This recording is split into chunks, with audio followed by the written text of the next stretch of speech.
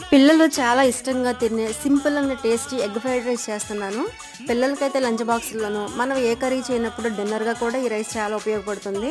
అందరూ ట్రై చేయండి. టేస్ట్ అయితే అదిరిపోతుంది. నేను 4 ఎగ్స్ తీసుకున్నాను. ఎగ్స్‌ని చిన్న చిన్న పీసులుగా కాకుండా కొంచెం పెద్దగా స్మాష్ చేసుకోవాలి.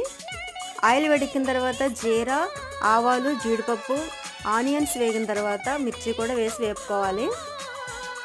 కర్రీ లీవ్స్ వేయండి. కర్రీ లీవ్స్ లేకపోతే కొంచెం టేస్ట్ అయితే తగ్గినట్టు అనిపిస్తుంది. హెల్త్‌కి కూడా చాలా మంచిది కాబట్టి ఖచ్చితంగా వేయండి. క్యారెట్ ముక్కలు చిన్న చిన్న ముక్కలుగా కట్ చేసుకోండి.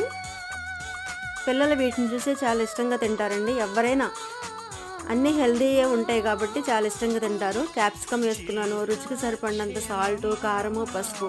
ఉడికించుకున్న అన్నాన్ని కూడా వేసుకొని బాగా కలుపుకున్న తర్వాత స్మాష్ చేసుకున్న ఎగ్గులు కూడా వేసుకొని కలుపుకోవాలి.